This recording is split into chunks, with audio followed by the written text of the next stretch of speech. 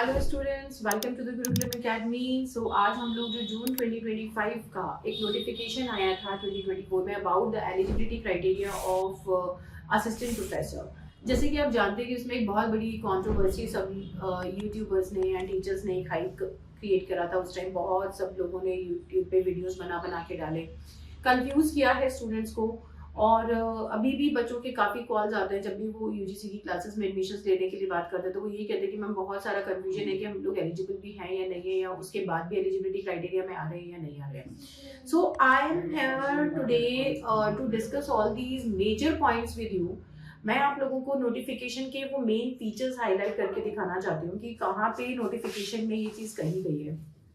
जो आपकी ये 2025 का नोटिफिकेशन था, इसमें बात क्या करी है यूजीसी चेयरमैन ने। इन्होंने बेसिकली आपको minimum qualification for the appointment and promotion of the teachers in academic field का दिया गया है, जिसमें ये बताया गया है कि हायर एजुकेशन में डिफरेंट फील्ड्स में किस किस क्राइटेरिया के ऊपर सिलेक्शन होगी। मैं यहाँ पे आपको आज स्कूल टीचर क्राइटेरिया भी क्लैरिफाई करूंगी और असिस्टेंट प्रोफेसर का भी हम देखेंगे।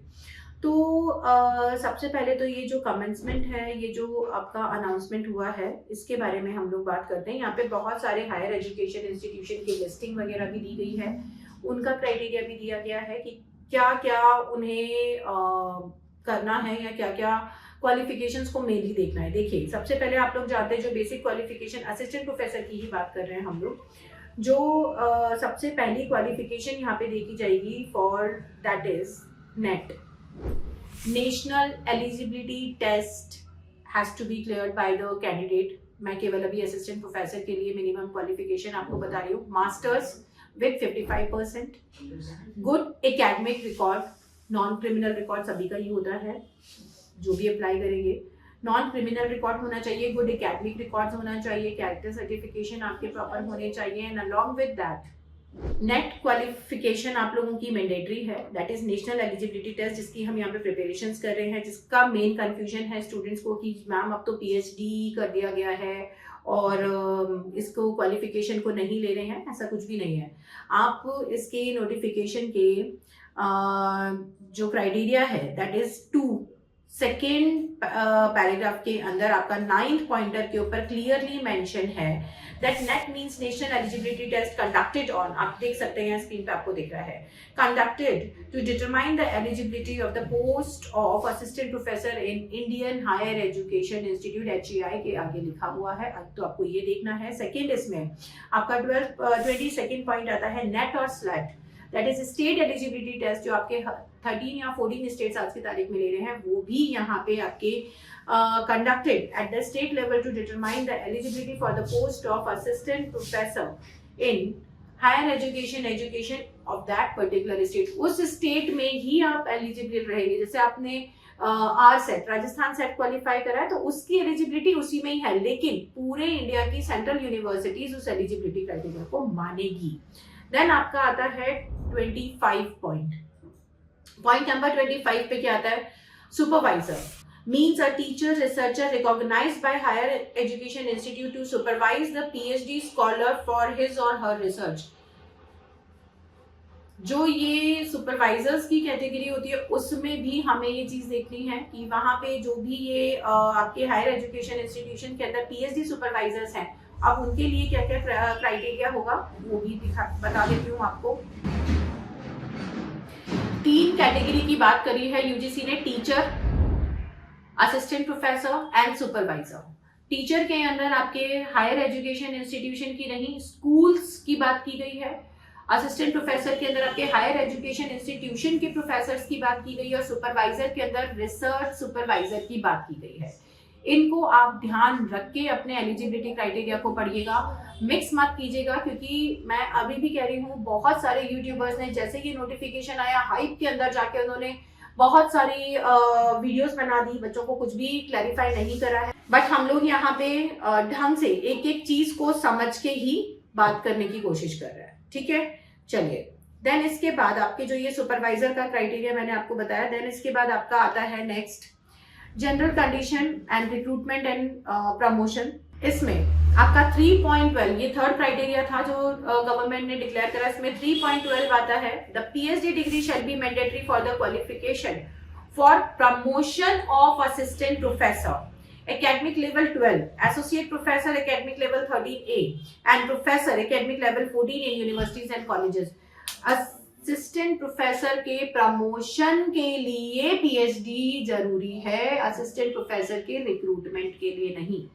अगर रिक्रूटमेंट के लिए आपके पास पीएचडी है और नेट नहीं है तब भी आपकी क्वालिफिकेशन पे यहाँ क्वेश्चन मार्क है, तो फिर नेशनल एलिजिबिलिटी टेस्ट किसके लिए होगा, आप खुद सोचिए। National eligibility test is a primary criteria along with your masters degree and PhD is for your promotion. ठीक है, अब यहाँ पर आते हैं हम अपने दूसरा क्राइटेरिया जिसमें कहीं पे ये भी मेंशन है जिस चीज को हाइट बनाया गया, फोर्थ क्लॉज के अंदर ये दे रखा है जिसमें असिस्टेंट प्रोफेसर की क्वालिफिकेशंस को दे रखा है कि असिस्टेंट प्रोफेसर के लिए क्वालिफिकेशन क्या चाहिएगी, दैट इज 4.1 फोर्थ क्राइटेरिया है जिसमें एकेडमिक हायर एजुकेशन इंस्टीट्यूशन में आपकी क्वालिफिकेशन दे रखी है। आज मैं केवल इसी क्वालिफिकेशन को यहाँ पे लास्ट डिस्कस करूंगी, देन हम लोग टीचर, प्रोफेसर एंड सुपरवाइजर की नेक्स्ट वीडियो में करेंगे। So assistant professor academic level 10, not 13A, 13 और 14 की बात नहीं कर रही हूं, 10 की बात कर रही हूं।